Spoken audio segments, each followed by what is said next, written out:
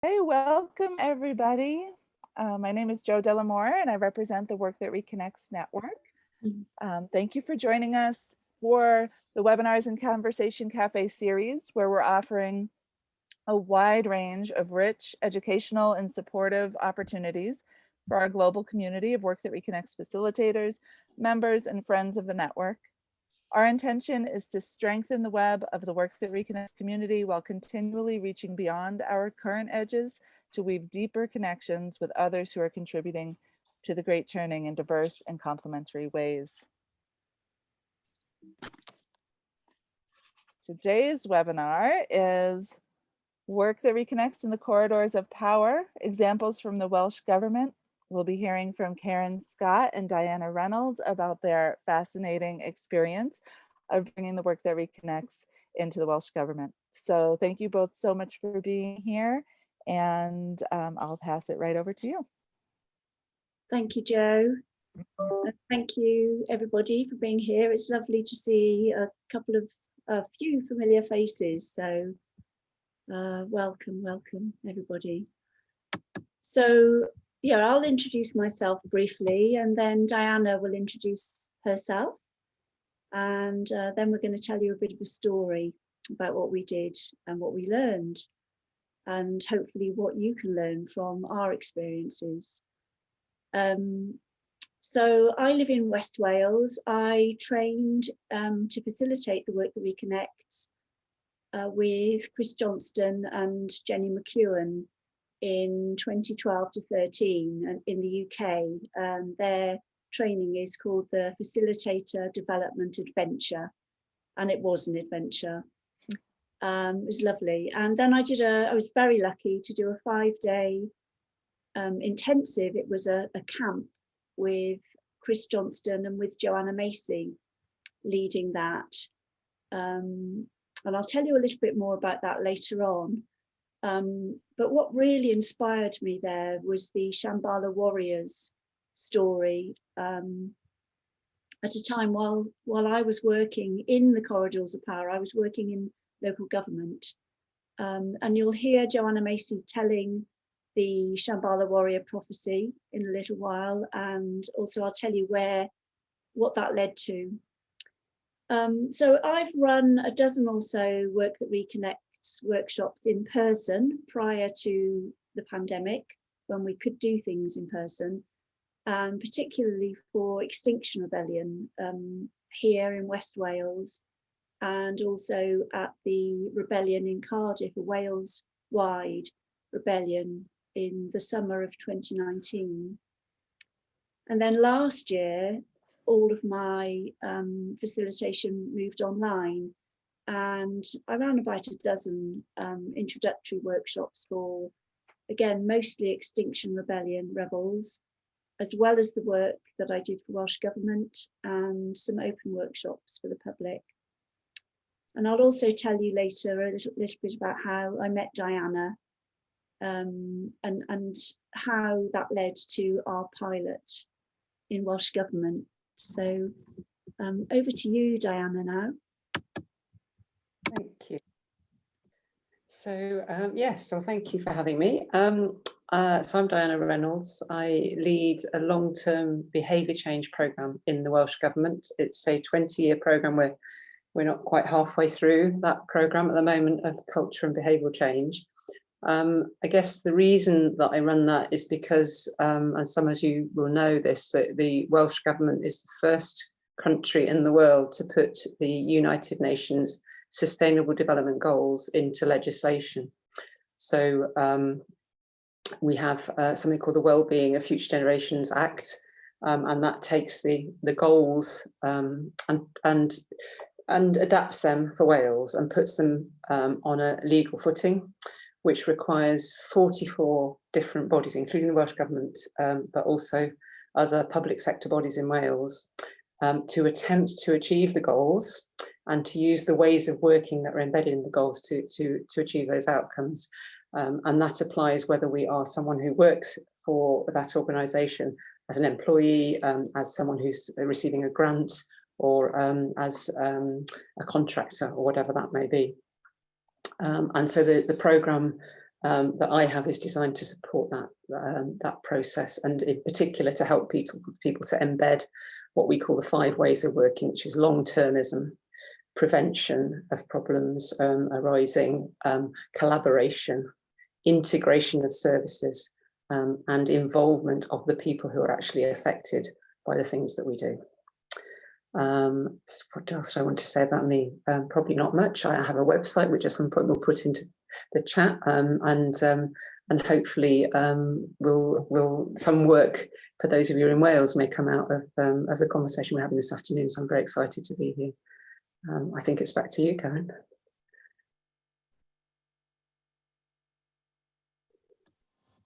Thanks, Diana.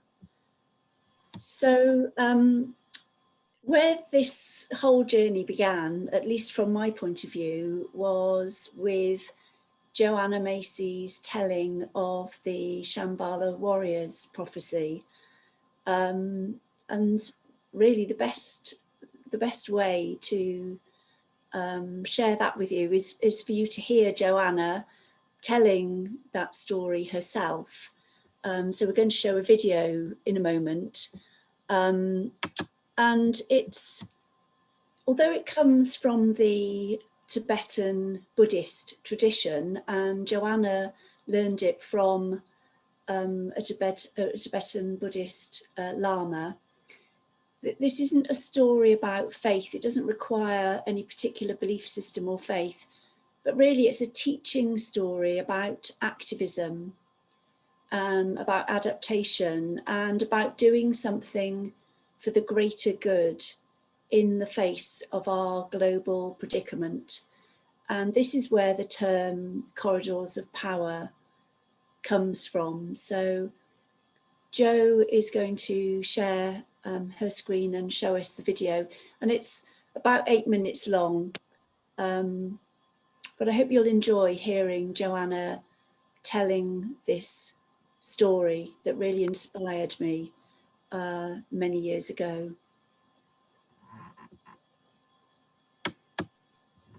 Okay, ready? Yep.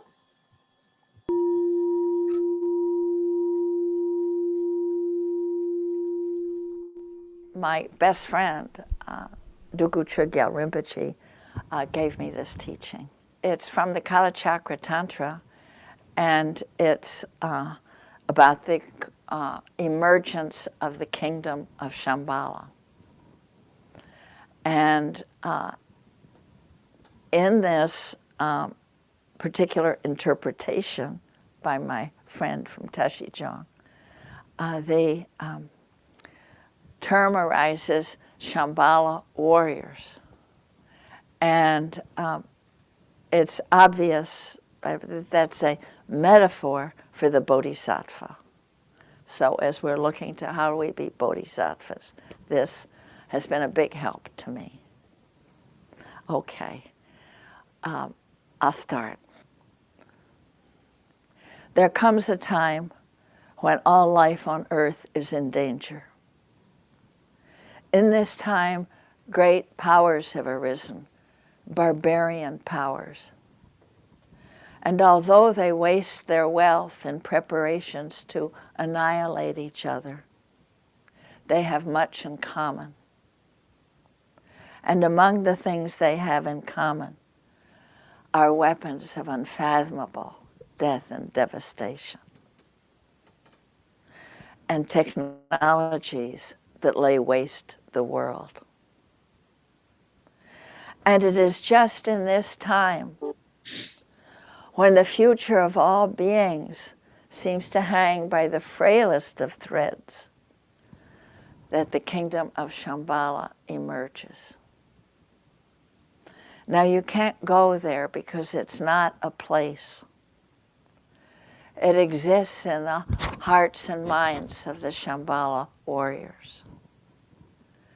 And actually, you can't tell a Shambhala warrior by looking at her or him, because there are no uniforms, no insignia, no banners to declare what side you're on,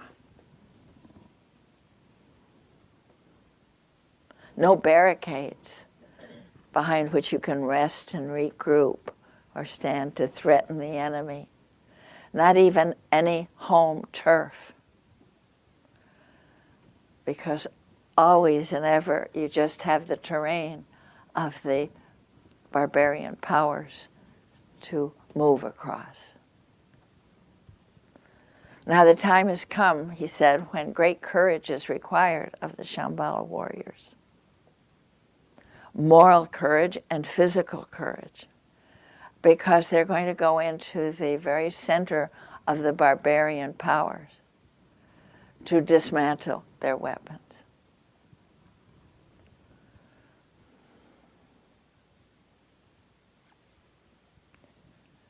And weapons in every sense of the word. They're going to go into the pits where the armaments are made and where they're deployed, also going into the corridors of power where the decisions are made, and dismantle those weapons too. Now he said, Joanna, mark this. The Shambhala warriors know that they can dismantle these weapons because they are mano maya. That means mind made. They are made by the human mind, so they can be unmade by the human mind. Because these instruments of death are not visited upon us by some extraterrestrial force or some satanic deity or some unalterable predestined fate, but they arise from our choices, from our lifestyles. Actually, he didn't say the word lifestyle. Our choices, our habits, our relationships. So these dangers arise, are manomaya, mind-made. So they can be unmade by the human mind. And so he said, now is the time when the Shambhala warriors go into training. Or you want to say, how do they train? And he said they train in the use of two weapons. And actually, he did say the word weapons, though I think you might prefer to say tools or implements or resources. That's what he said. What are they, I asked. And he held up his hands the way the lamas hold the ritual objects in the great dances of his people. And he said one is compassion, and the other is insight into the radical interdependence of all phenomena. And you need both. One is not enough. You need the compassion because that provides the fuel to move you out to where you need to go to do what you need to do. And what it boils down to is not being afraid of the suffering of our world.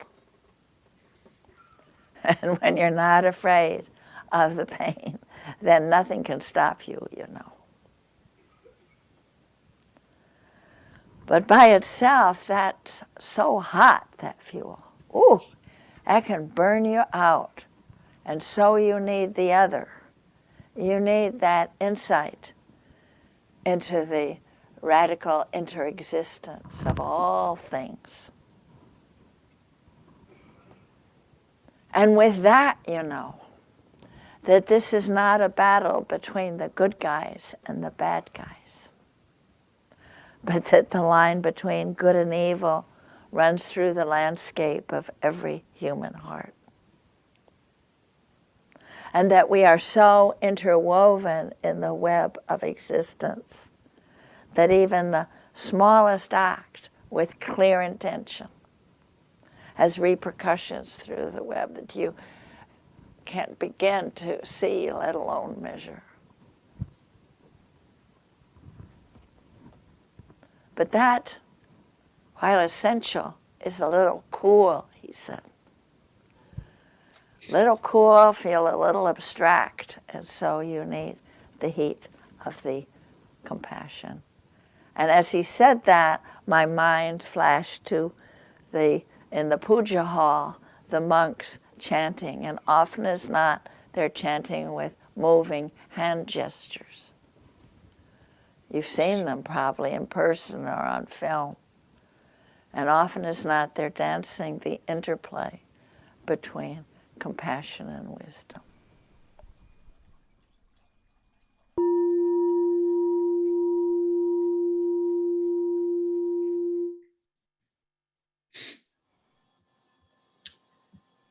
Thank you. I don't know about you, but I've seen videos and I've heard Joanna telling this story live as well. And I've read it, and every time I hear something new, it's very rich. You know, the interplay of compassion and insight and needing both. So it speaks to our heads and hearts. And also courage. It really speaks of courage.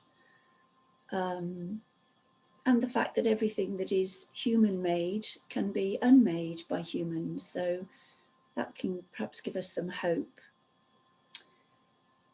So we'll kind of return to this theme. But before we do, we thought we'd do a little poll, a quick poll, which again, I'm going to ask Joe, who's our techie wizard, to help with. So this is just because there are a lot of us here. It would be quite difficult to make time for everyone to introduce yourselves, but with this little poll we can instantly see who's here. So in other words, are you a facilitator? Are you a representative of an organisation, and where you're located? So Joe, if you could do your whizzy tech magic, and, a poll will appear, and perhaps just talk through what will happen. And I believe the results of the poll will be instantaneous. So Yes. Great. Here we go. So I've launched the poll. You should see something on your screen that has 3 questions you can answer. And then we'll see where everybody is and how we're oriented in this conversation.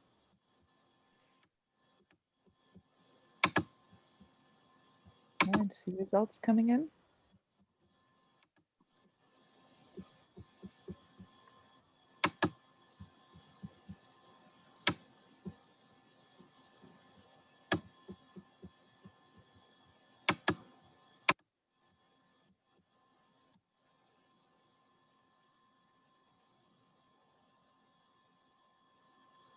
We're getting close. Just 10 more people left. 84% of the people have voted. So if you haven't voted yet, go ahead and, or answered. It says voted, but.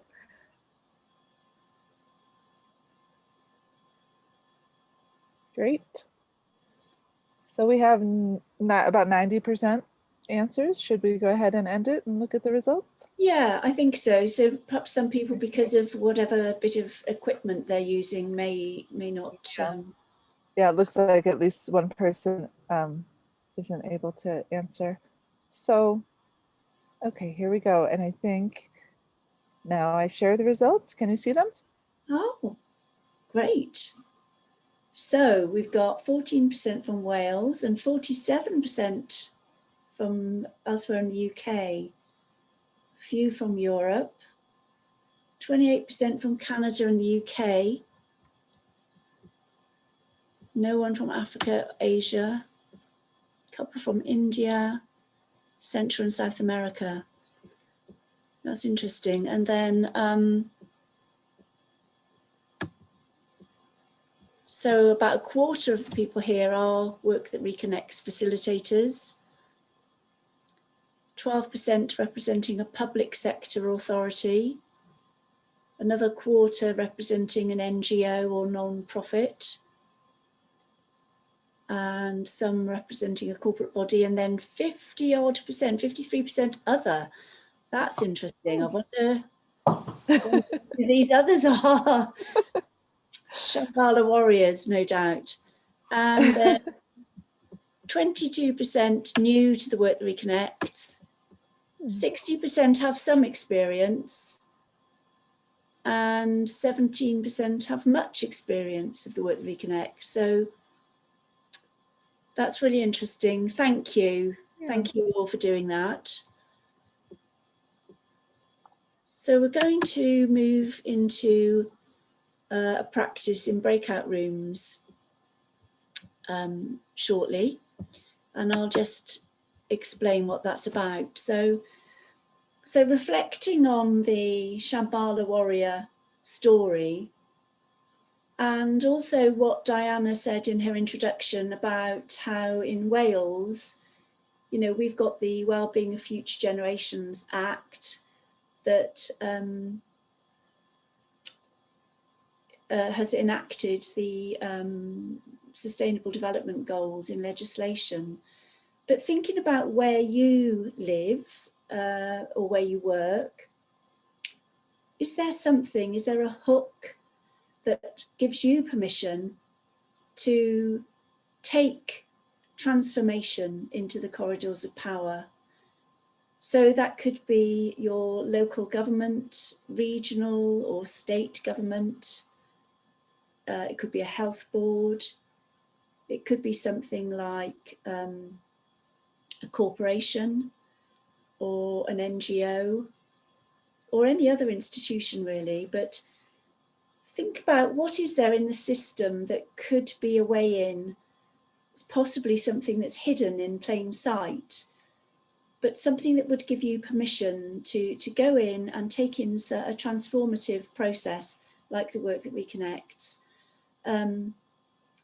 So, you know, we're all being asked really across the world to look at sustainability.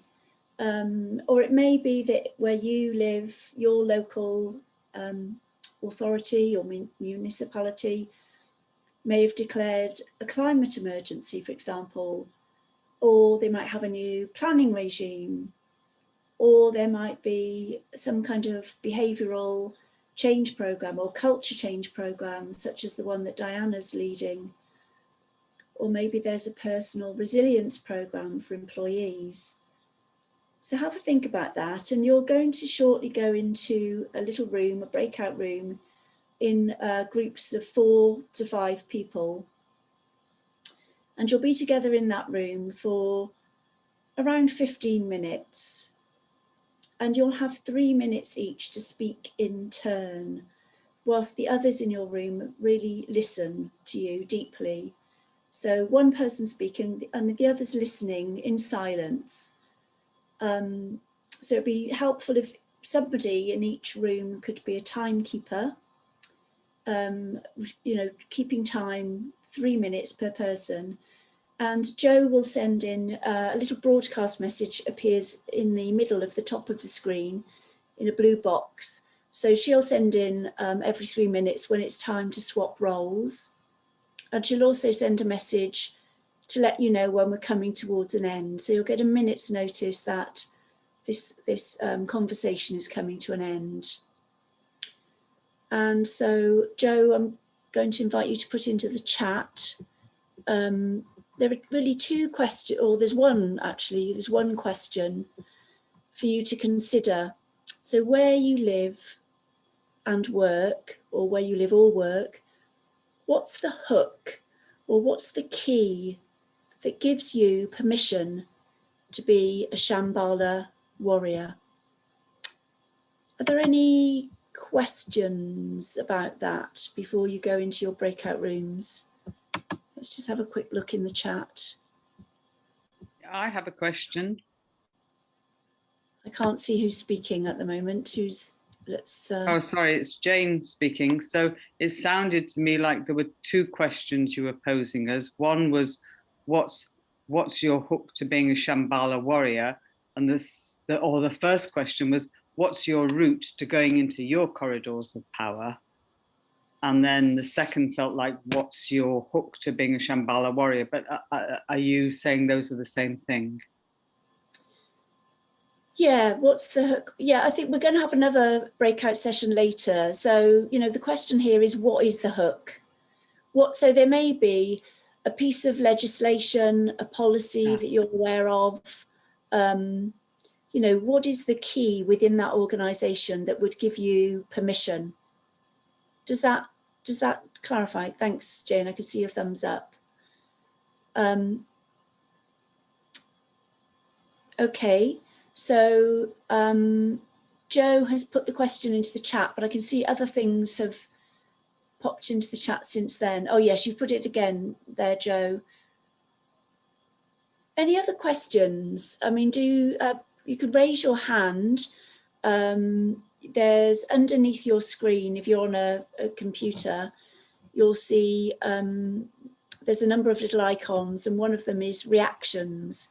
And if you click on reactions, there's a function there that you can click where you can raise your hand so that it can be seen by us all.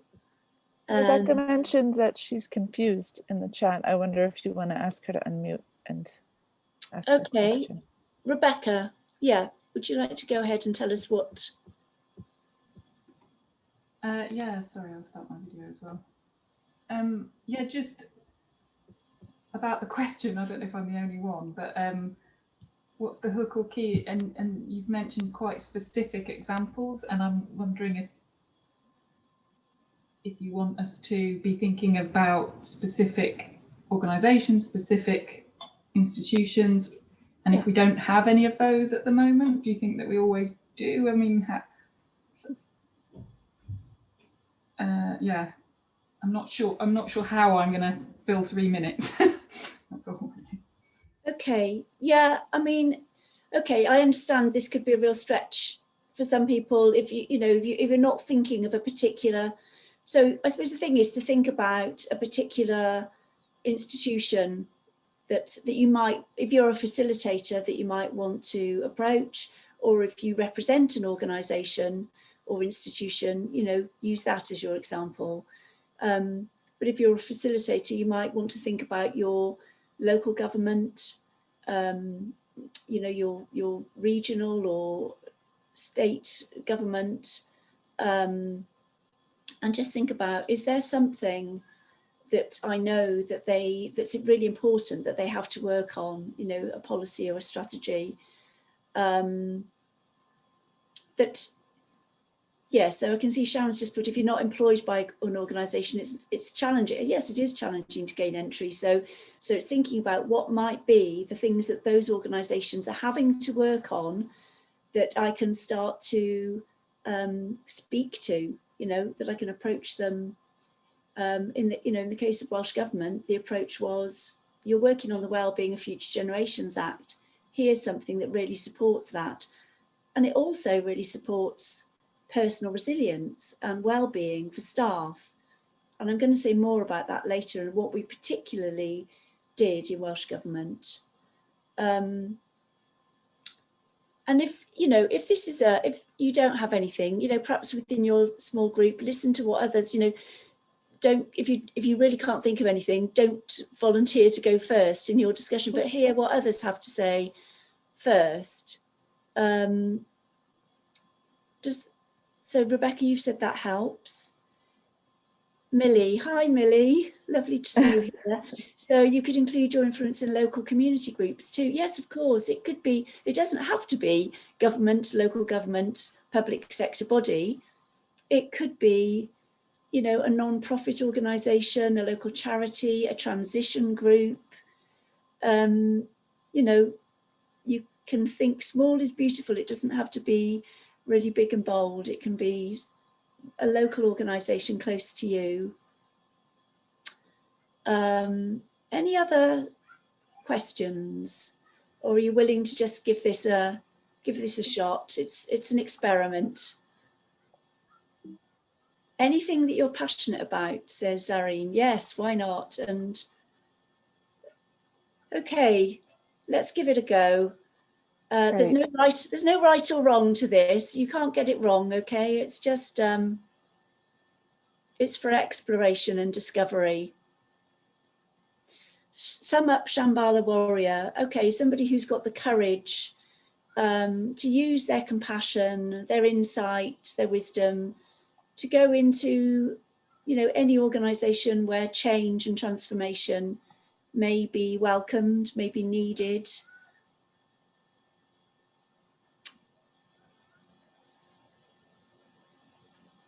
Yes, let's go for it, says Malika.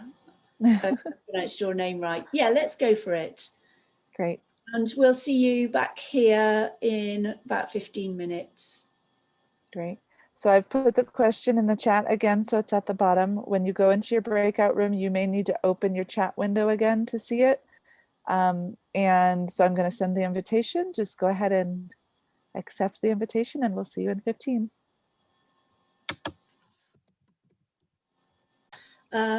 So it would be good to just hear some of your reflections, well, see some of your reflections if you would use the chat function. So if anybody doesn't know how to use chat, please raise your hand, but you should find beneath your screen a little icon with a picture of a speech bubble, and then make sure you select from the drop down arrow.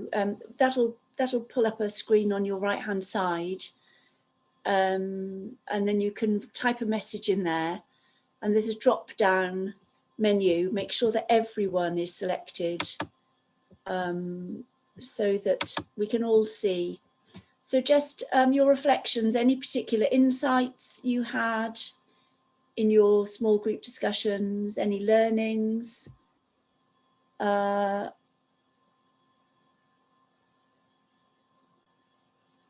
Okay. So I see that somebody has said none of us knew enough to speak. We tuned in to learn. Okay, we'll address that in a minute. Amazing to glimpse others' journeys and feel an instant shamble community emerge. I like that. Diana, I don't know where Diana's, she'll be back in a minute, but she talks about shambolic warriors, which is lovely. It's just delightful. Somebody else has said it's inspiring. We're radically interdependent, connecting with collaborators and conspirators to do what you can where you can. A real sense of people seeking connections or ways to make a difference. Collaboration is key. We can't do this work alone. Okay, another group felt this process would be more useful after you'd heard our implementation experience. We had Velcro hooks, insights about importance of languaging in different contexts. Hope is alive. There's a lot. I'm not keeping up with all the messages now. Joe, I want to ask you, will the chat record be kept, and can a link to the chat record be sent out with the follow-up email so everybody can see the learning here? Yes. Is that okay? Great, thanks. Diana, a couple of people have mentioned that they felt they didn't really know enough going into the breakout room. They didn't really know enough to speak about this. They wanted to hear more from us first. And I wonder whether this might be a good time for you to share your insight about that practice. Yes. Okay, so we noticed that there had been the difficulty in understanding what the task was, and so when you went into breakout rooms, we just had a little conversation about what might be behind that, and we were just wondering about the two modes of being, really. The mode of being where I'm looking for the answer inside myself, and the mode of being when I'm looking for something outside myself. And we just wondered whether we got a really good bunch of self-starters in the room. And we were all looking, when we talked about hook and connection, we were all looking for something in us of course, the task for this particular part of the session was to look in an organisation or around you in your community and see what the hook might be to bring in the work that reconnects into that space. So it's a really interesting thing to notice. When do I look inside for the answer, and when do I look outside for the answer? And when I can't find the answer in one of those two places, might it be that I can patiently look in the other place to see that coming through? So I just thought that might be helpful to share. And you know, apologies to the groups who found that didn't have something to say. I hope that you managed to find some joy in a silence together, or indeed in a completely different conversation. Thanks, Diana. Okay, thank you. So I think what we'll do now is move on. Can you please provide the links you gave us early on? Yes, there will be a sharing of links later on, and as this whole chat record is going to be shared, you know, all of those links are going to be available to you in a follow-up email. So don't worry if you don't capture the links kind of live as they appear in the chat. You'll get all of this as a follow-up email. So what we're going to do now is actually tell you all about our experience. So there's going to be, you know, you've done an interactive exercise. There's going to be a bit of talking from us now. And I'm just going to start with a very brief overview of the work that Reconnects, because it was clear from the poll at the beginning that not everybody has got much experience. Although to those of you who have got a lot of experience, bear with me, I'm not going to say too much about, you know, an overview of the work. Most of this is going to be about what we did, how we went about it, what we did in Welsh Government and what we learned. So I am going to share my slides now. Bear with me a moment. So I need to get those into presentation mode. Something's right. Okay, I need help from you, Joe, because the way I normally share my slides isn't working. Do you want me to just share them? If you could share them, that Sure. would be really helpful. There's just 3 slides about the work that Reconnects, and then I'll go straight into telling you what we did. So here is the first slide. Now, Bayo Akomolafe is a very beloved teacher of mine. I would regard him as an elder from the Yoruba people of Western Nigeria. And this is a saying from the Yoruba people that many of you may have heard: the times are urgent, let us slow down. And so this reminds me that the work that Reconnects draws upon many ancient and indigenous wisdom traditions, as well as new science. So it also draws on things like systems theory, complexity theory, Gaia theory. So it has new and ancient roots, and it acknowledges the importance of our ancestors and ancestral wisdom, as well as considering the vital importance of considering the impact of what we do now on 7 generations of our descendants to come. And so the work that Reconnects really values the vast web of all life on Earth and the interconnectedness of all beings, human and more than human. So those are its well springs. Next slide, please, Joe. And so this is just a really neat summary of what the work that Reconnects does, and I credit Chris Johnston with most of the words here. So the work encourages us to step back from the frenzied world and experience some strengthening practices that support us to face and cope with and give our best responses to the global predicament that's assailing us. So it's, you know, it's a set of practices that supports our personal resilience, but also encourages us to look at things in new ways.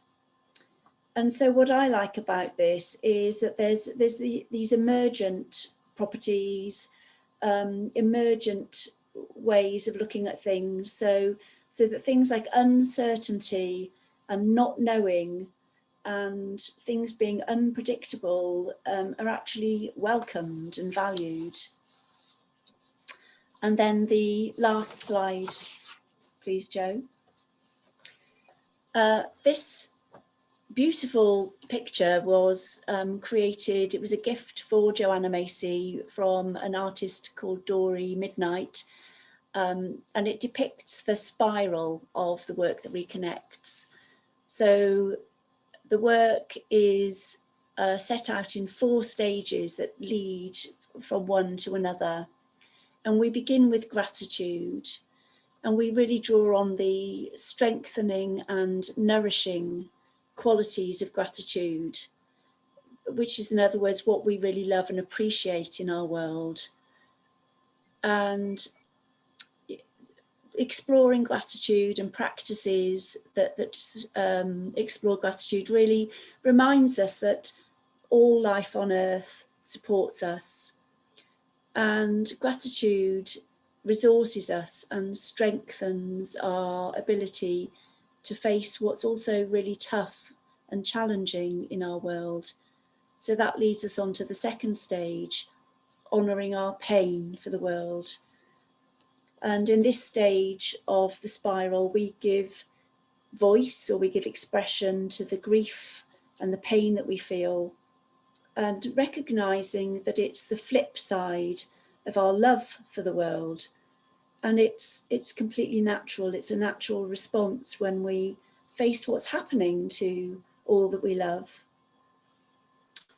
And if we feel overwhelmed or despairing, then this perhaps indicates that we've reached a point where we can't easily handle everything that we're facing in the world alone.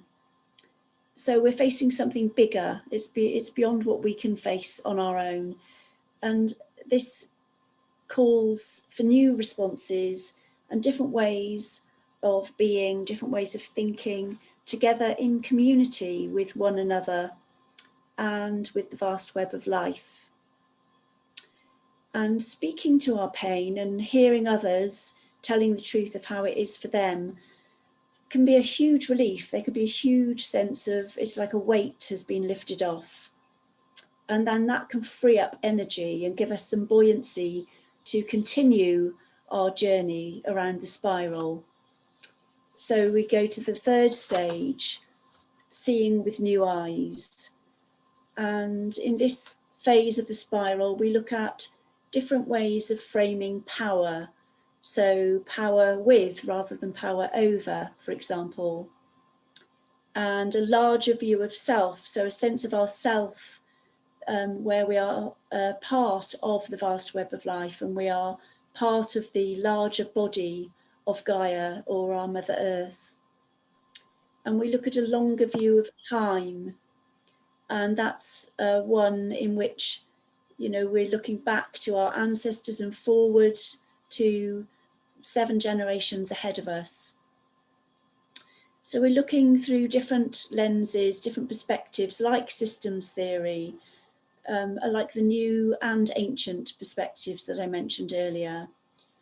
And so in this way, we can find inspiring ways of looking at things, and that open up our sense of possibility and perhaps our sense of hope for the future, or at least a sense that uncertainty and not knowing can give us some strength.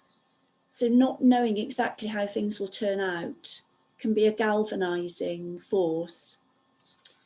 And then the final stage in the spiral, going forth, so depicted beautifully here by the dandelion seeds scattering out on the wind. This stage really focuses on practical action steps that we can take.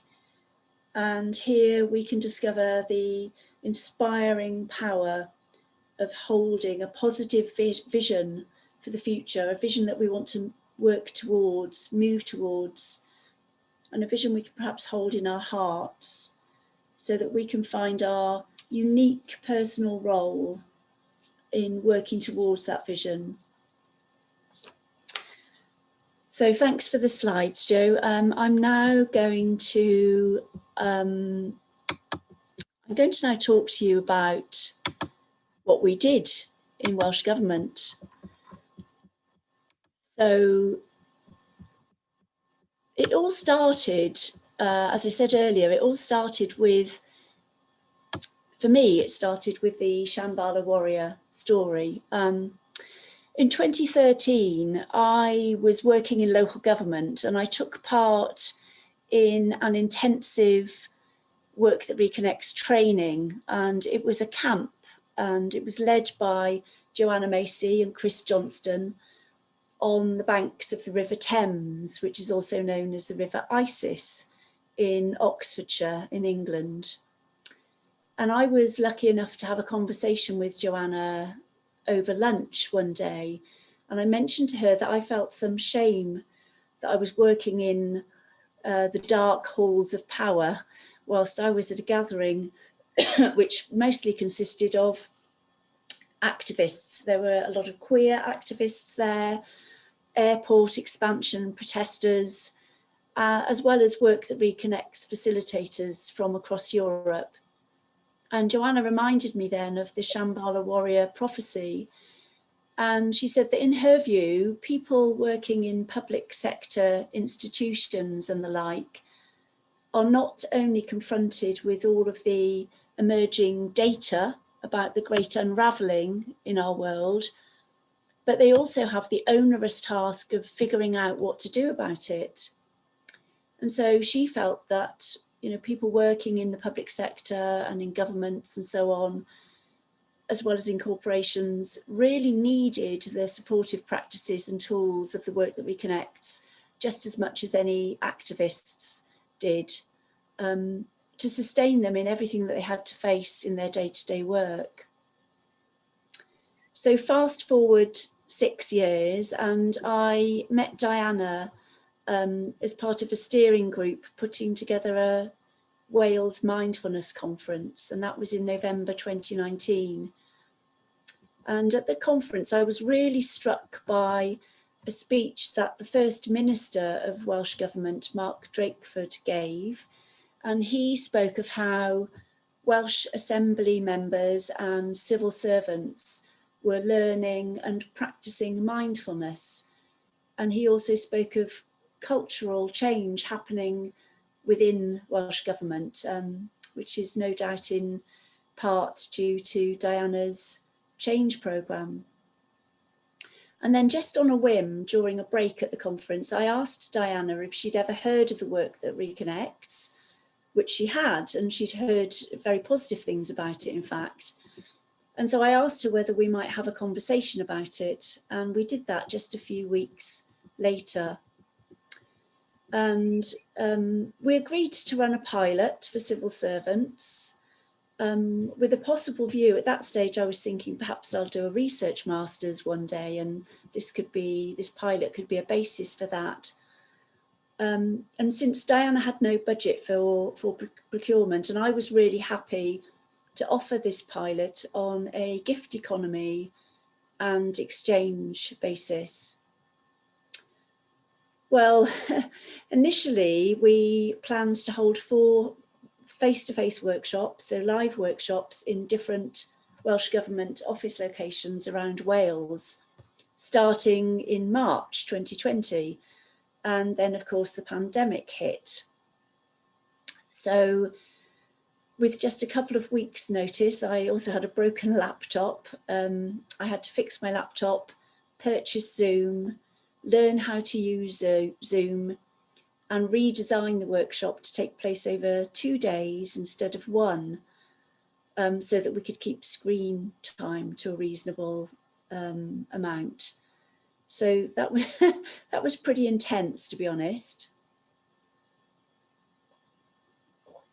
And I put out a request when I was thinking about doing this, I put out a request in the Work That Reconnects Facilitators group on Facebook, asking if anyone had ever done anything similar and was willing to share their learning with me. So I was really grateful for a conversation I had with Olive Dempsey in Canada. Olive had built Work That Reconnects practices into a personal well-being course she had run for health service staff in Canada. And she helped me to think through the kinds of practices that might go down well in a public sector workplace setting. And I also contacted Chris Johnston, who many of you will know co-authored this book, Active Hope, with Joanna Macy. And Chris very kindly gave me some tips about running the Work That Reconnects online, having had experience of running courses online previously. So what we did was we framed the course, the workshop, or the workshops, as supporting delivery of the Wellbeing of Future Generations Act. So we framed it to support, what was a very important strategic priority for Welsh Government, whilst also being a resource for the personal resilience of staff, sustainability professionals and others. And then we set some learning objectives for the workshop, and it was uploaded to the Welsh Government's intranet, Learning and Development intranet. Diana also sent an invitation to her external networks, as we thought it would be really good to include some external partners alongside civil servants to widen their perspective and bring in some seeing with different eyes into the workshops.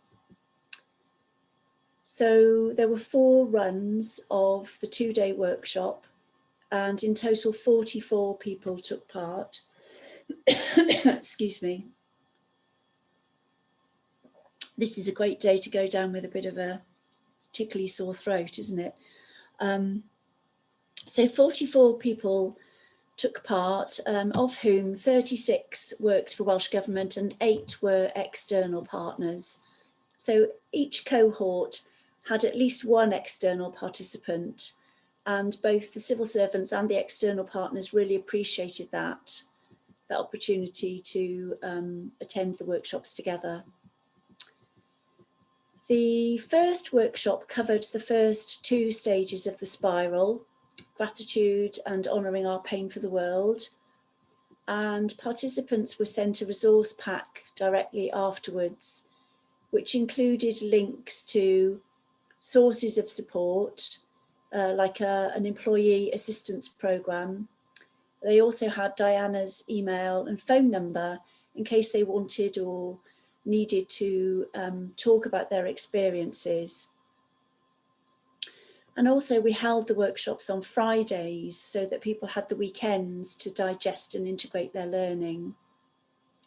And then the second workshop covered seeing with new eyes and going forth. And again, a follow-up resource pack was sent to the participants. And the workshops were held in the format of 2 hours in the morning with a 2-hour, so a long lunch break, 2-hour lunch break, and then 2 hours in the afternoon. And participants were really strongly encouraged to go outdoors during their lunch break, to slow down and to really connect with nature around them. And then each participant was asked to complete a course evaluation form, as well as pre and post workshop questionnaires to track their learning. And we also held 4 follow-up reflection sessions, a month or so after the workshops, after each cohort, to find out how things had been going for them and what, if anything, had changed as a result of their attendance in the workshops. Excuse me again. The number of follow-up survey responses we got wasn't sufficient to draw firm conclusions about any quantifiable change, but we gathered plenty of warm narrative data and some really lovely quotes. So what we found was that the gratitude practices went down particularly well.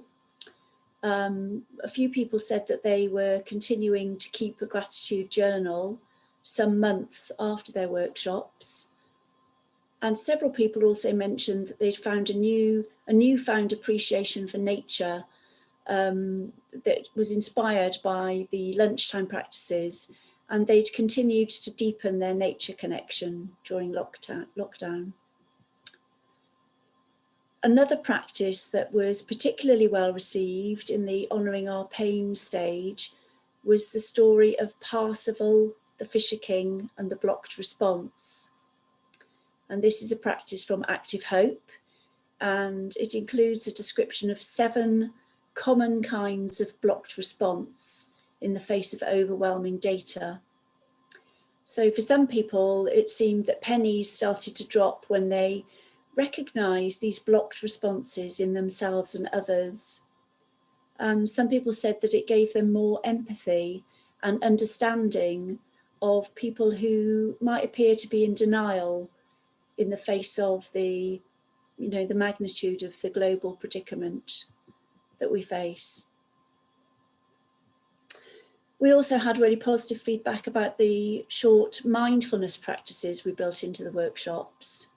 And a couple of people said this had inspired them to revive their lapsed mindfulness practice. And in one case, it inspired somebody to sign up newly for an 8-week mindfulness course. There were a couple of things didn't work so well. The 7th generation practice didn't work so well online,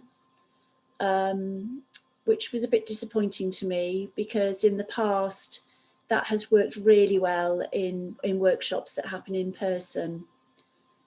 So what happened as a result of a couple of things that didn't work too well in the first workshop was I fine-tuned the content in response to feedback. So over the 4 cohorts, the session plans were iterative and they developed. I'm just going to give you, I'll just tell you as well, there was one spin-off that happened from this pilot, was a request for a 90-minute session for more than 90 Welsh Government employees who were working in skills, higher education and lifelong learning. They have monthly staff development sessions and often invite external speakers. So somebody there had heard about this pilot and asked if I could come and give a short introductory session to the work that Reconnects. And I think that kind of approach might be a good way of getting a foot in the door. And I'll say a bit more about that, because I'm just going to give you now my top tips quite quickly. So particularly for facilitators, these are my top tips for getting into organisations. So the first one is seize any opportunity that comes along. So if you happen to find yourself in close proximity to a manager in an organisation you'd like to work with, grab them and speak to them, as I did with Diana. And maybe look at your networks. So who do you know, or who might you know, that could introduce you to somebody who's got some influence within an organisation perhaps. And something like LinkedIn might be good for that. The next thing is get some support and seek collaboration from your own community of Work That Reconnects facilitators. So I ran the first workshops alone, and I was really grateful to co-facilitate the last 3 with others. So with Julia Walland, with Kirsty Heron and with Sue Weaver, all of whom are skilled and experienced Work That Reconnects facilitators in the UK. And also I recommend seeking guidance and mentoring from those who've trodden the path before you. to support clarity and confidence building. And I really recommend framing your offer in terms of whatever the particular hook or hooks might be in that organisation. So that's why we thought it would be useful to have that conversation where you explore what those hooks might be. So particularly in relation to an organisation's policy or plans or strategic priorities, as well as about supporting staff wellbeing and resilience. Consider starting with a short introductory session if you can, such as the one that I ran for learning and skills folks. And be aware that some work that Reconnects practices might be a little bit touchy-feely for some people, or they might be a bit confronting for some folks, although others will really definitely embrace them. So it's all about how you set it up. It's about setting a strong container with strong group agreements and really asking people to be willing to step into their stretch zone whilst taking care and taking responsibility for themselves. And it's vital that every practice that's offered in a Work That Reconnects workshop is offered as an invitation so that people can opt out of any of the practices if they wish to. So I think that's more than enough from me. Happy to take questions afterwards, but Diana will now give you some of the quotes from participants that we had in the workshops, as well as sharing a bit about her own experience as a manager in Welsh Government who also participated in a workshop.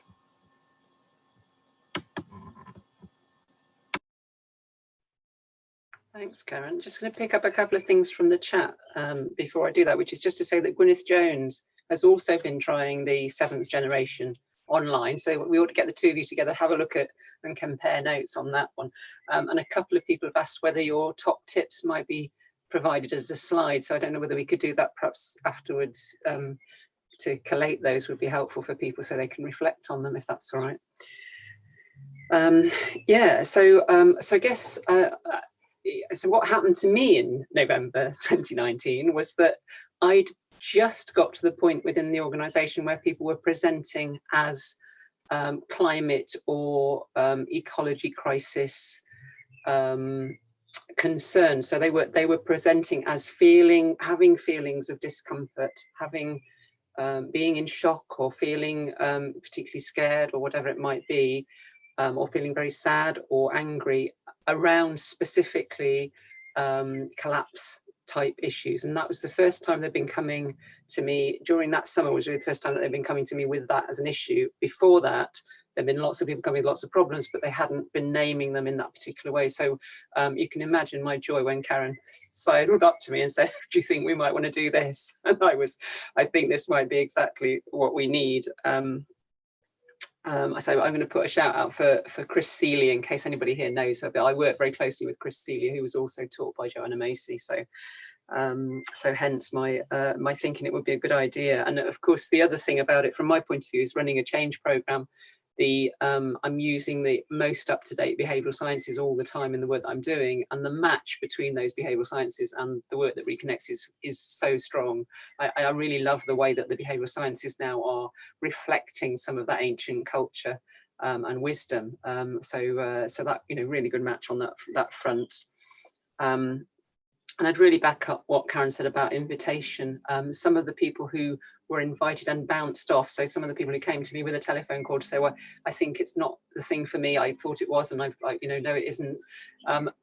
We had some really good conversations with people, and were able to support people in other ways, depending on what their circumstances actually were. So that integration was really, really good. And for me, oh yes, I mean, just wonderful to do the course itself. Yeah, I mean, I'm on too long a journey really to detail the points, but the moment for me was the moment at which I was asked to speak for the ocean, and I find it. I've never been able to do role play in my life. It isn't role play. I was literally being asked to speak from the point of view of the ocean, and it was a very emotional thing for me to manage to actually do that and to get that huge insight into myself, and perhaps, who knows, into the ocean as well. So really, really grateful for the process. I'd quite like to read some comments that people made. This is part of the feedback that we had, and if you'll indulge me, there's 3 different voices in here, but I'd quite like to read just some of the things that were said, which will echo. I know a lot of you who are facilitators will have heard these sorts of things before. What's beautiful for me is it weaves both the improvements they were able to make to the work that they did. So they actually managed to work better. They are more productive. They're actually doing things in ways which are involving people more compassionately and more creatively and more constructively, as well as looking after themselves better as well.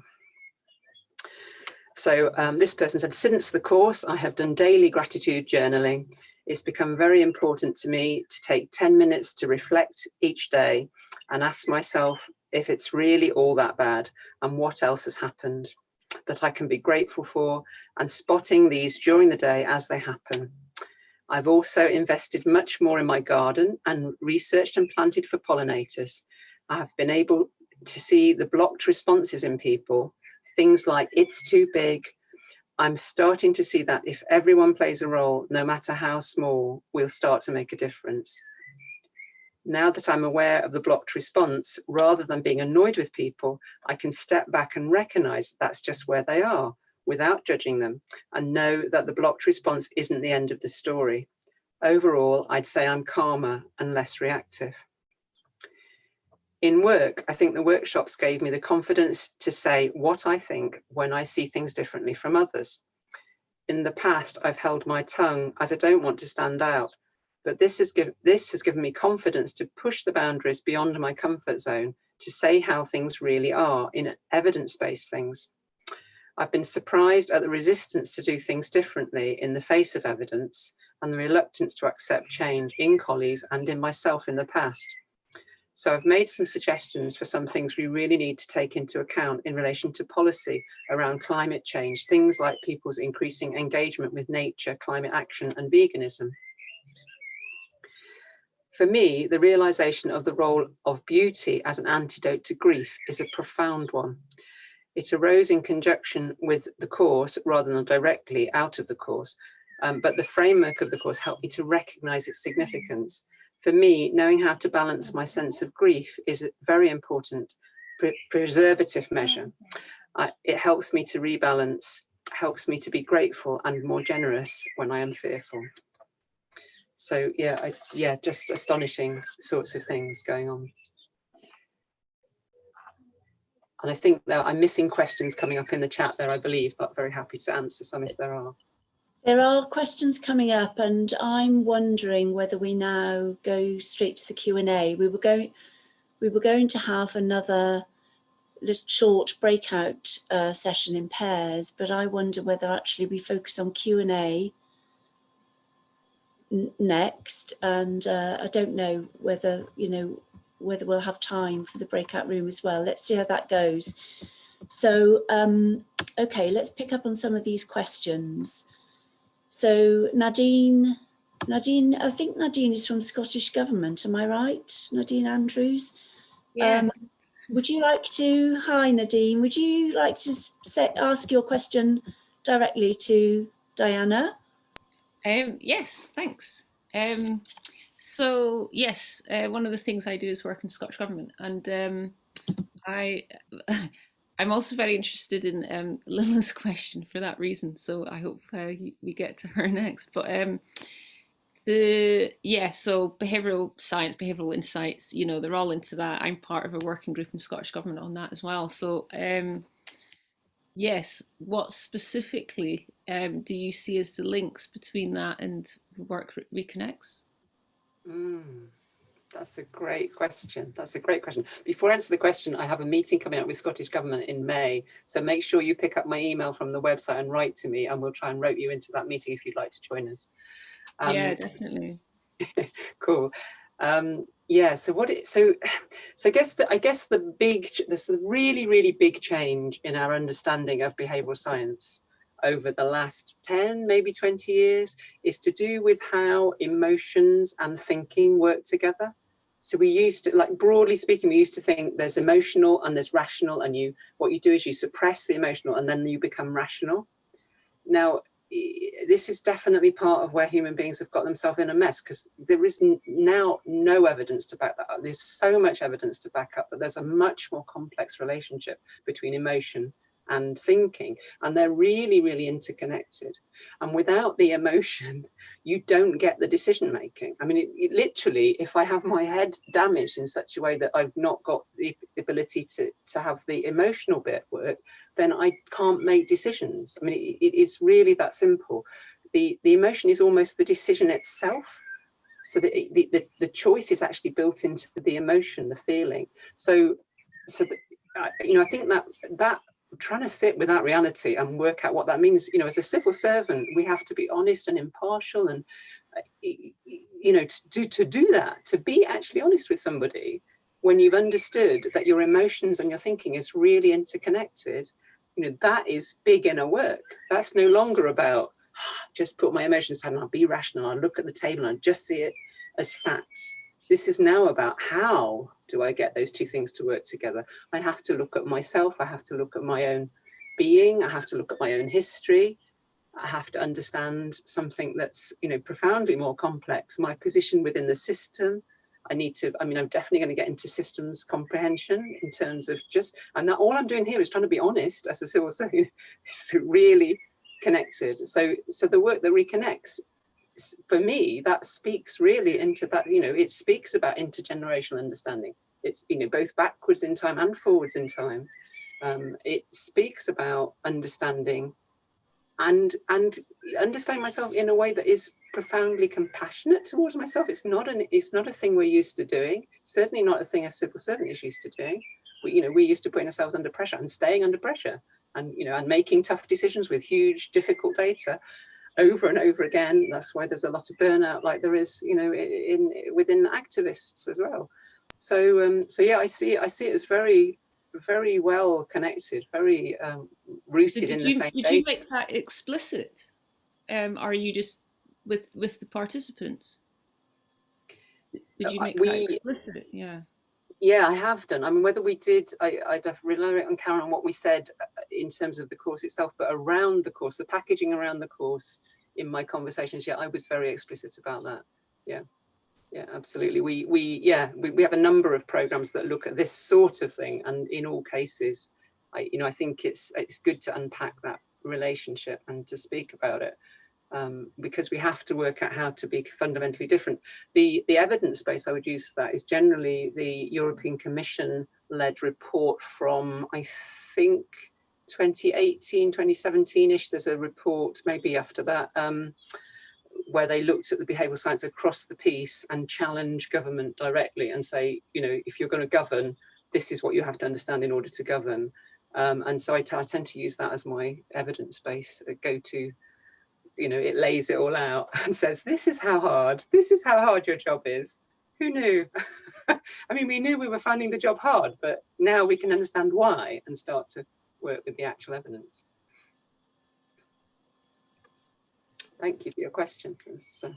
Thanks, Diana.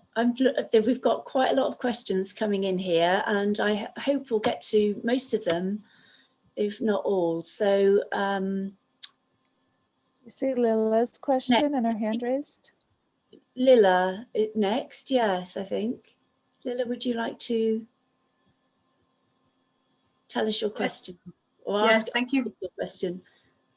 Yes, let me do that. Thank you very much for sharing your experience. And my question was about the participants, because I am working myself as a consultant with namely NGOs.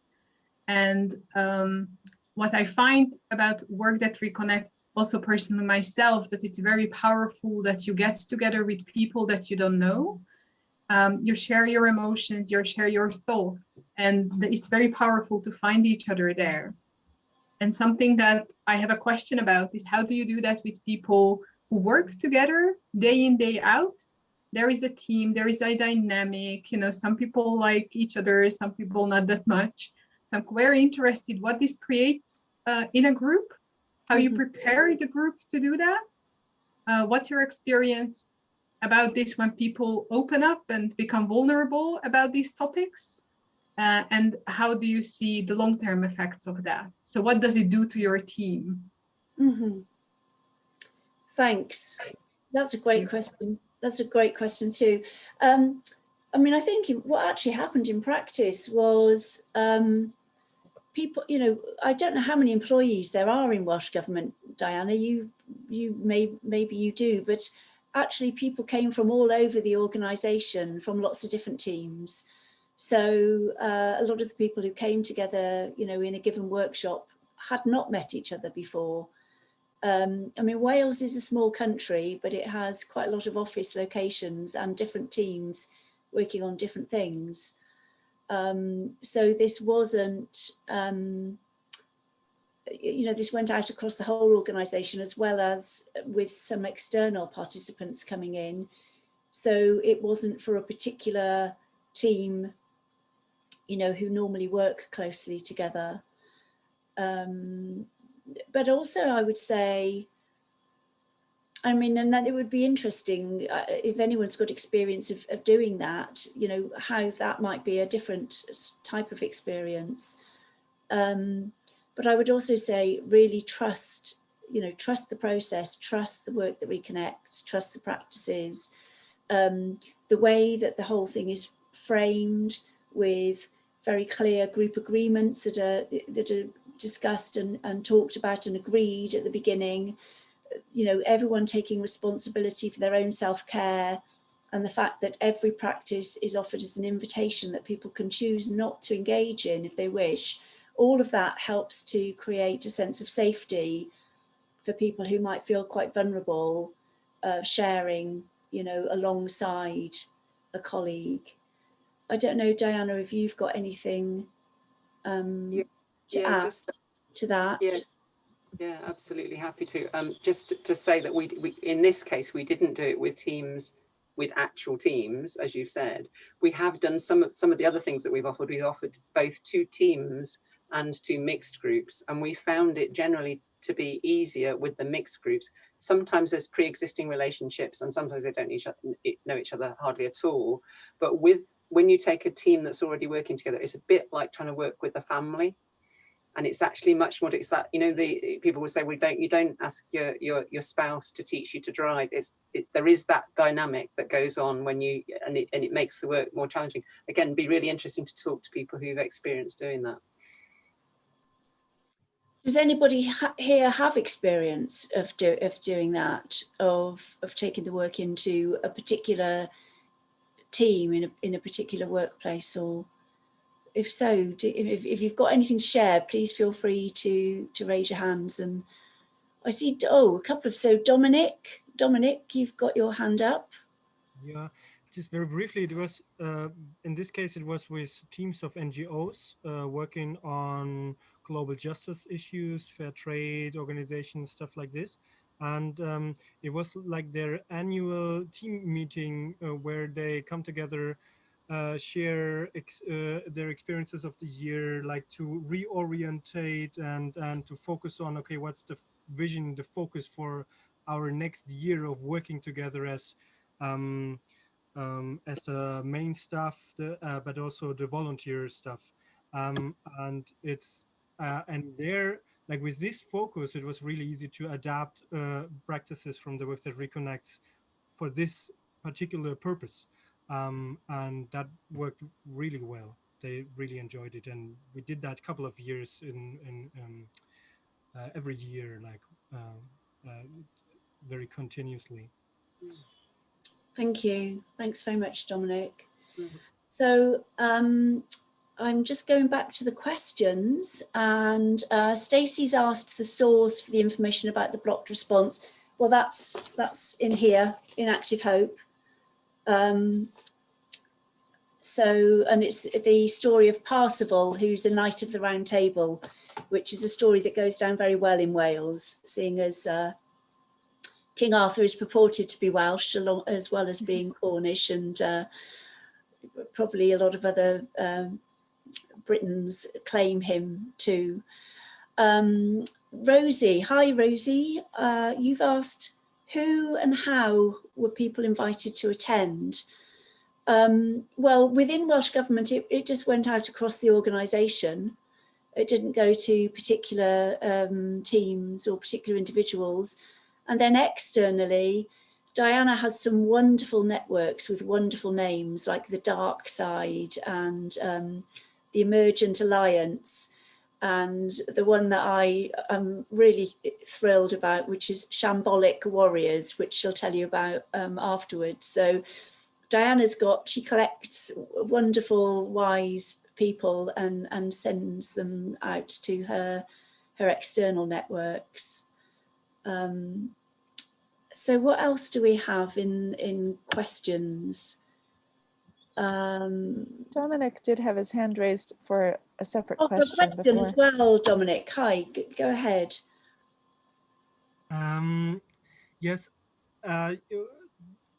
When you shared, you said that deep time practice with the 7th generation was not working that well in this one setting. And I was just curious if you feel like it was more because of the online version of it, like bringing absolutely in place. Yeah.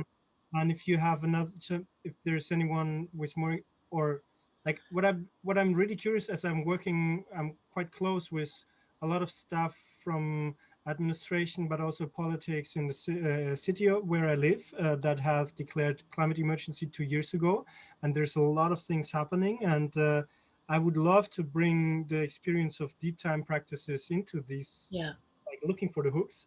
But I would be curious to hear more, what was the experience with that? And if it just was because of screen? Yeah, I can easily answer that. I can answer that, yeah. I mean, what I wanted to say actually was that I've experienced a beautifully facilitated online version of the 7th generation's practices, which went really well. I think for me, it was my very first experience of using Zoom. There were quite a few technical challenges. I was facilitating it alone and not with a co-facilitator, and I wouldn't do that again. So there were a few hitches, and also it has quite complex instructions, or it can have, so it didn't go down particularly well for that reason. But I have experienced it working really well on Zoom since then. I can't remember off the top of my head who that was. Might have been somebody like Tom Deacon in the UK, but it can be done really well, and so don't be put off by my clunky experience of it. And if I can find out who it was that and I see that Phoebe Tickell has also said something about Phoebe. Have you facilitated facilitated it online, and has it worked for you? Which one is this? Is this the seventh generation? Yeah, so we've tried to experiment with some different ways of doing it, because during the pandemic lockdown, a group of us tried to adapt the work that Reconnects to an online setting and ended up developing it and adapting it in different ways. So we've tried different ways using breakout rooms, or collectively having everybody not in breakout rooms and giving people different prompts and that kind of thing. So I'm very happy to chat to anyone who is trying to do that and share learning and things. Great. I will I'll check back through my notes and things and find out who else I know in the UK who's been doing that, and I'm sure we can find ways of sharing with one another after this. So thank you. Looking at the time, I wonder whether we possibly could take one more question. Jo, is there something that stands out to you? Because I haven't caught up with all of them yet. Phoebe actually had a good question, so yeah, she's right there. Thanks, Jo. Yeah, so my question was around facilitating this work in halls of power, because that's what I'm also trying to do, but while maintaining the integrity of the work. And so the question is, how do we as facilitators, as the world becomes more aware of this work and its power, how do we hold that integrity? And I think I said something about, being in community, so not doing this work alone, or how do we kind of tap into the power of community? So I was speaking with somebody from Plum Village, which is a Thich Nhat Hanh inspired community in the south of France, about being invited into Google and Facebook, and the brothers and sisters being invited to share Thich Nhat Hanh's work in those places, and the important thing being to stay in counsel with your community, because I think some very tricky decisions can sometimes come about. Great. So I'm just wondering how have you found that yourselves, and how have you navigated those tricky decisions? Yeah, I mean, there is a strong community of work that Reconnects facilitators in Wales and in the UK who meet regularly online. Both of those groups, well, the UK group meet monthly, and the Wales group less frequently than that. So there is that community of facilitators who share and support one another with their practice. In terms of the integrity of the work, I mean, the work, although it was in a different sort of setting, it was faithful to the spiral. I absolutely trust the process of the work that Reconnects. So it wasn't adapted and tweaked in ways that would be unrecognisable to anybody running it for a group of activists at all. It didn't make huge concessions to the fact that people are, I think for me, one of the really key takeaways from all this is a reminder that people, civil servants are living, breathing human beings who are as sensitive and caring and compassionate and creative, as the rest of us, and aren't necessarily kind of faceless bureaucrats. So I would say, it's the difficulty is getting past the gatekeepers really in organisations and getting buy-in from the organisation. But when you've got the people in front of you, just work as you would with, a group of young people or a group of Extinction Rebellion people. Does that answer some parts of your question? Yeah, definitely. It was just interesting to kind of raise that as people go into I think because the title is about halls of power, so obviously there are the corridors of power, because it comes from the Shambhala warrior prophecy. Yeah definitely does. I can see there's one more question that really wants to be asked, so I want to make sure that maybe there's time. Okay, well, we've got a couple of other things before we wrap. I mean, unless we can go on for an extra 5 minutes, but if we're going to finish on the hour, there are a few more things for us to cover. So I'm looking at Jo, who's our hostess. Yes. I think we should move on, but I wonder if you could briefly address Malika's question there, just in the sense of it feels like a good wrap up. Like, did you notice a shift? So she's saying, okay, could you see that in the chat? Did you notice an institutional or collective shift, a feeling or sense since this facilitation? I feel like that's a good summary question here. Ooh. Well, I mean, 44 out of how many thousand people work for Welsh Government? I don't know that there'd be a big enough sample to say that there'd been an institution-wide shift, but this is, and also, I mean, this is really a question for Diana, but in terms of the work, the 20-year change programme, I think it would be a bit of a stretch to say that we'd had that much influence at this stage. But what's your feeling, Diana? Yeah, I think, so this is very tricky because cause and effect is really difficult.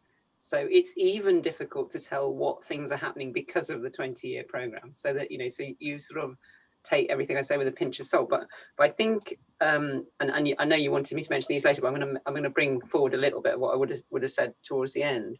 I think there definitely are some systemic changes which we can link fairly definitely with Karen's work, because we know that the person behind that systemic activity, or at least some of the people behind, because sometimes they're groups of people, did come on the work that Reconnects with Karen. So we can sort of track some of these people through the system. I guess the things, there are 3 things actually that I can mention that I think are relevant. And if you are in Wales and you're interested in any of these 3 things, tell me, because we'd love to have you on the team.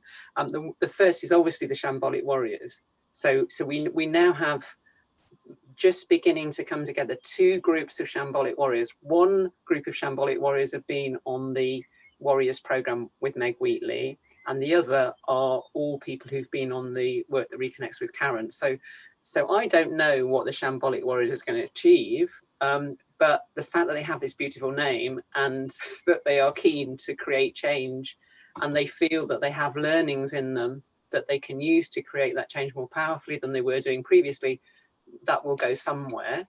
We have to wait and see.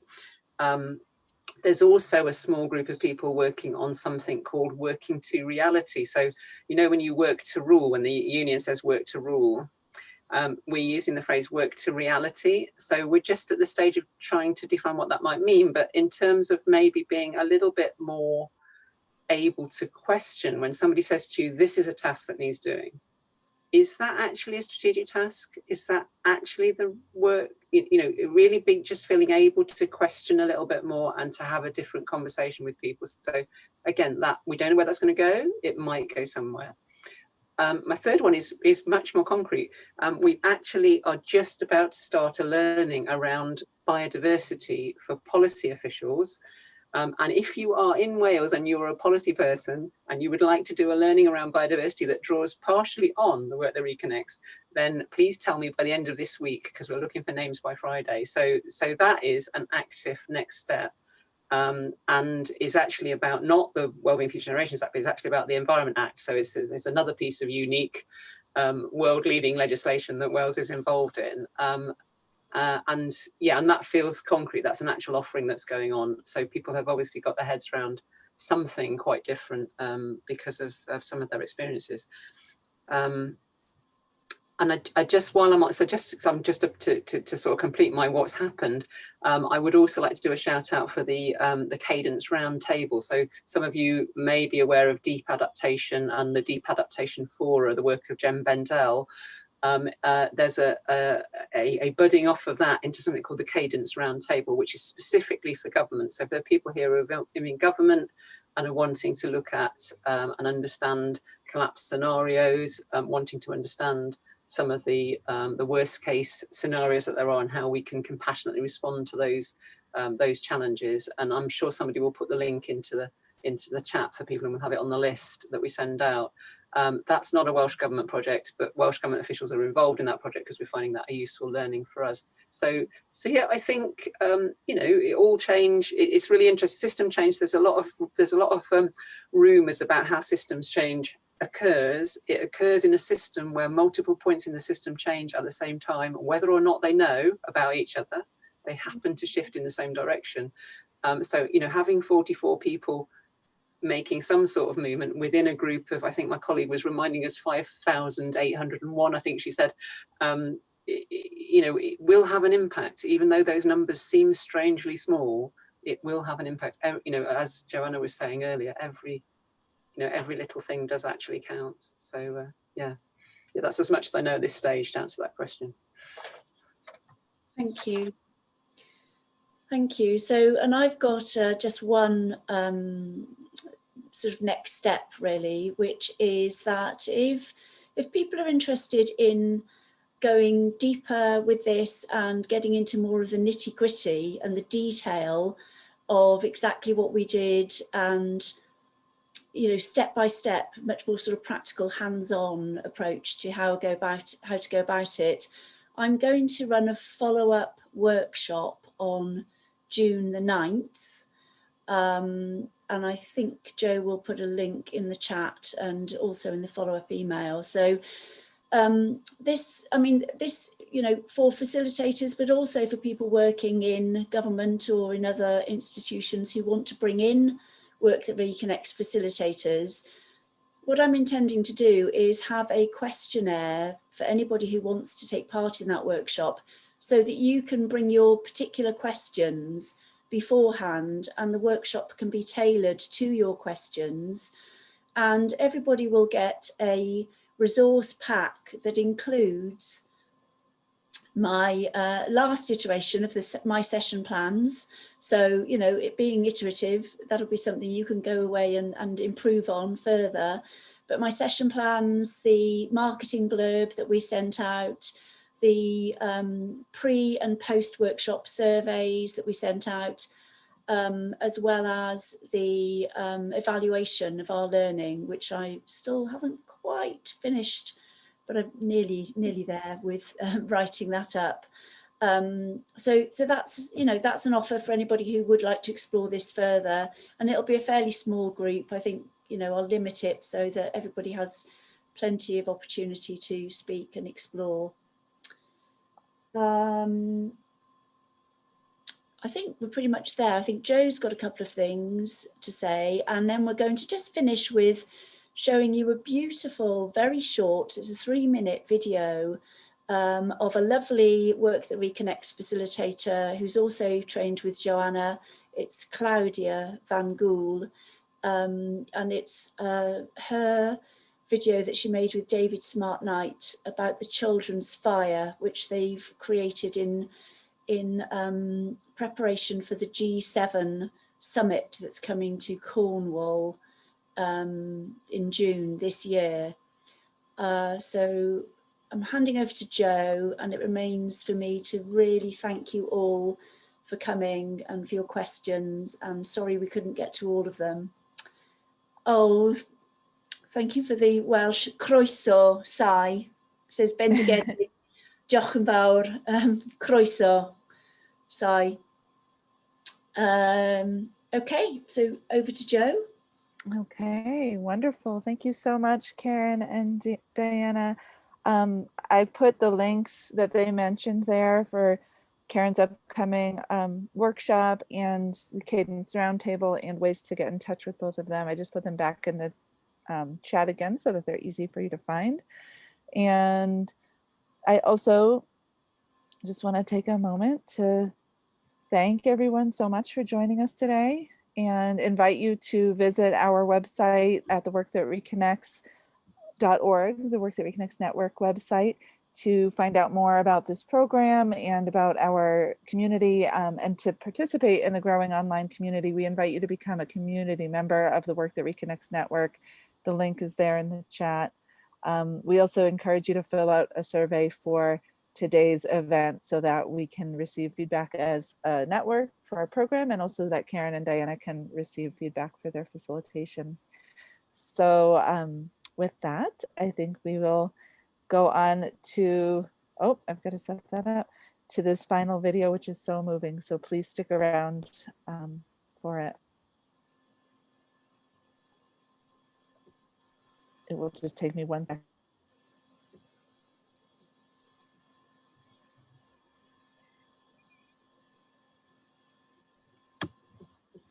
Okay, here we go. What would the world be like if everyone thought about what's best for the children?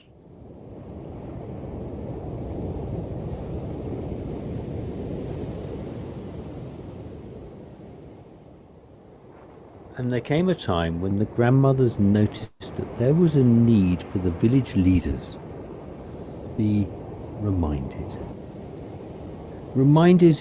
to focus on the good of the village. And so they called upon the spirits, and they called upon the ancestors, and they called upon their teachings, and they called upon the unborn generations, and they called on the spirit of fire.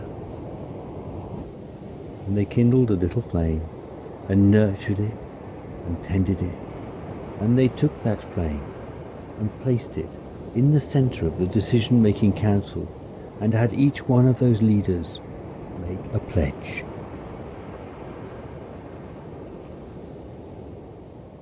In every action, in every thought, and in every decision that emanates from this council, I promise to hold the good of the children, of all beings, of this generation and 7 generations hence.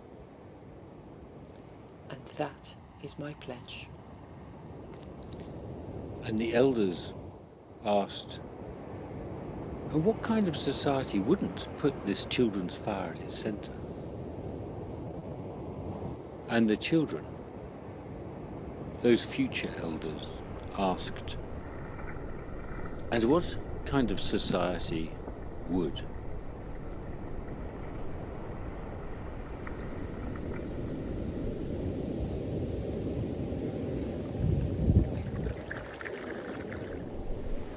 If I was a world leader, I would try and help make a difference in climate change. We dream into being a world in which all people can be treated equally and with respect. I'd buy the Amazon rainforest and protect it. People were less corrupt and cared more about things like the environment and climate change. I would like the world to be kind.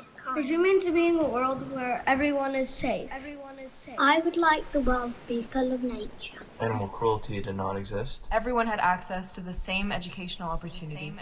I'd make sure that the world was a fair place, and I try and sort climate change out as much as I could, because our environment and our world is really important to me. There were no beauty standards so that people wouldn't compare themselves to something completely unrealistic. No one worried about having a safe and sustainable water source. Where everybody is treated equally, no matter what color they are.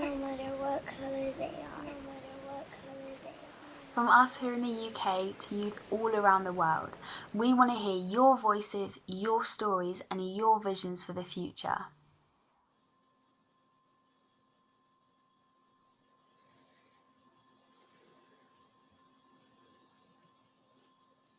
Thank you, everybody. After you've signed into your YouTube account, follow these steps.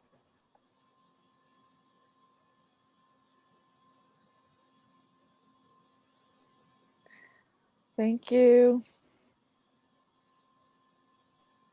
Thank you, guys. Thank you very much.